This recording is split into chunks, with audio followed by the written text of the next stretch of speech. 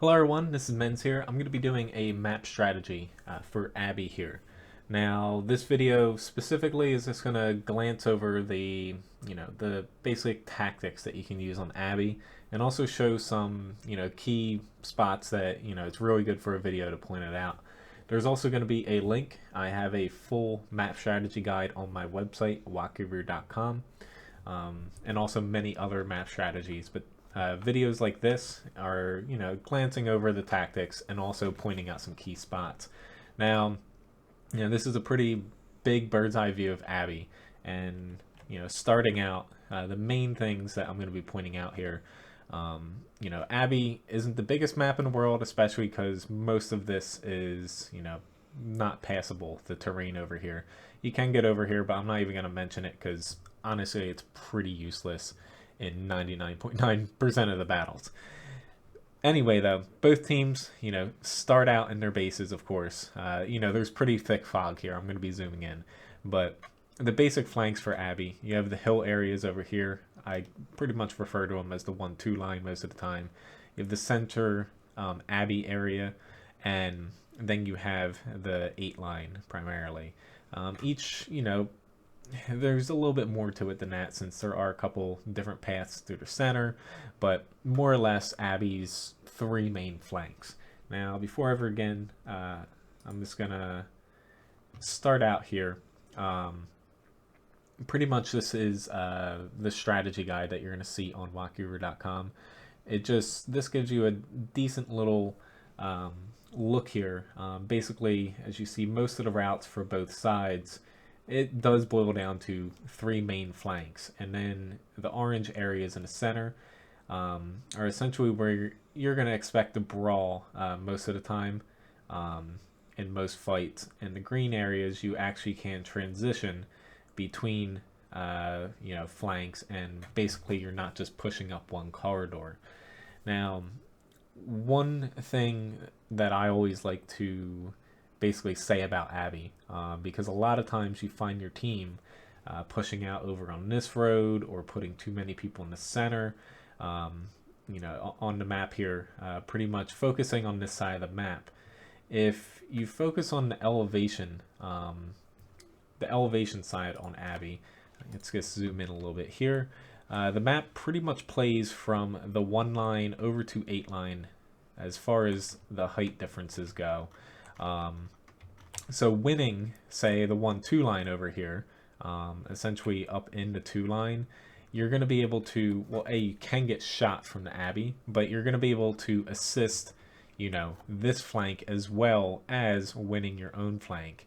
And from the center here, you can influence that side. It's not always the easiest to do, but you're going to be shooting down towards the 7-8 line, because height difference is key. Being higher up, of course, is usually better, since you can, hide more of your tank and you're a little bit safer. And winning this flank, while it does provide a pretty clear route to the enemy base, you're pretty much at the lowest point of the map for a main area, and you're going to be getting shot down from the Abbey. You're not really able to project any influence outside of this flank unless you get to the enemy base, or pop out towards the center here.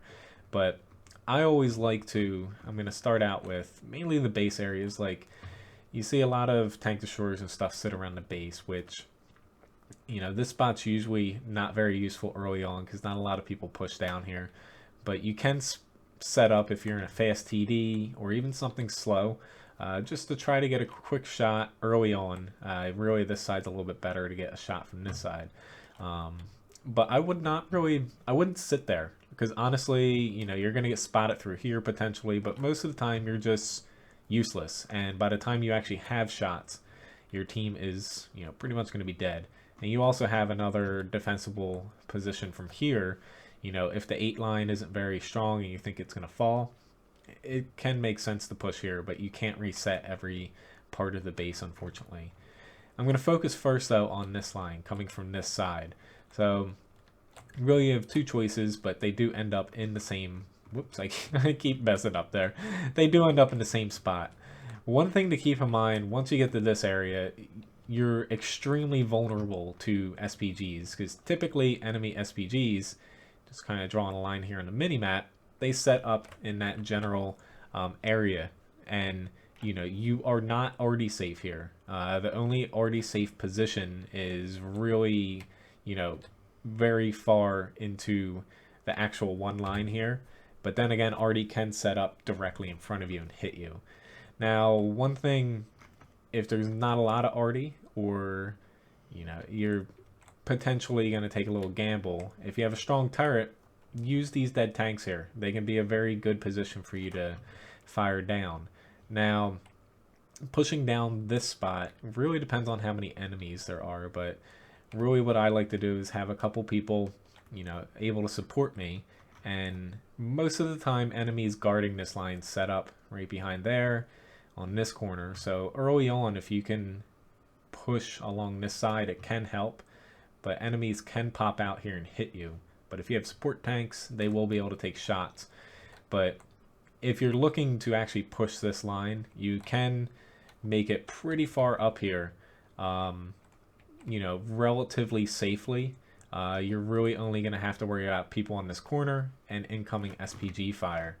Now, pushing back to this side again, Abbey, you're safer the further you push. I know that doesn't make too much sense, but early on, if you can gain ground, the way both sides over here are set up, this is like the middle skirmish area, and both sides kind of have a little, they still have two routes, but it's a little bit more defensible the further you get back for a team. But pushing through here, you're going to be able to get shot from the center, you're going to be shot from straight on, and you have pretty much no arty cover. Always keep in mind of these boulders if there are enemies out here, because you're not going to want you're not going to want to take side shots. But early on, if you're in fast tanks, you have a lot of tanks over here, it can make sense to push up to this area, because you're only really fighting the tanks in front of you. You don't have to worry too much about arty unless it's like a Conqueror gun carrier, mostly British SPGs. But if you're able to keep enemies from piling in here, or even if they do, you can still flank them from two sides. It's a lot easier to pin them back, and some enemies are more likely to hold off and not push down at all. Now, coming from this side, it pretty much plays the same way, just opposite for pushing this side. You're going to want to hug this wall. You're more already safe, and you take out a lot of the defenders here, and you really get in their face. And if you have support behind you, win-win scenario for you. They're not able to push on you, and you can really push out and take your shots. Same goes for this side. Honestly, staying here, you're not already safe, because usually SPGs set up over in 7-8, but I usually set up in 3-2. But a lot of SPGs set up in that area, and you're not going to be that already safe. So pushing up, while risky, making it a little bit further up here, I like to go to this spot. You can take shots from the center. It's a little bit harder pushing from the southern side here, the red flag here on the map, since cover from the center is a little bit lacking. It's a little bit better over here for the green side. So you're definitely have to keep that in mind. You're going to want to try to clear this out, but fortunately it's hard for enemies to push into you here if there's enough tanks this way, and pushing them back keeps them right in the already sweet spot. But once they fall back here, it's really easy to either flank them, push, kill them, whatnot. They don't really have too much arty cover up there if there's tanks pushing on them. Now, one thing to keep in mind, if it is a losing fight here and there's not a lot of enemies in the center, drop down. You can take either this route, but this route is the quickest here, and you even can kind of scurry along here, but just avoid this big area here, and there are deep spots right here where you will drown, even saying a light tank before you can get out. But sometimes it's better just to drop off than to stay here and lose a losing fight. But if you don't have a lot of tanks here, honestly, from the green flag area here, it's a lot harder to defend this side, honestly. But defending, you're going to want to set up back here a little bit.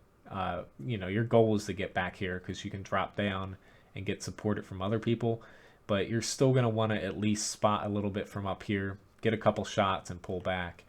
And then from this here side over this way, it's a lot easier to defend this side. You're not going to be artied at all. You just hunker down, you know, behind this wall, but you're going to want to stick out here to get a couple shots off. You know, you just hunker down behind the wall, and eventually dropping down is a little bit more difficult here. But if you're quick enough, you can kind of pop down here, and you can defend here without people being able to hit you.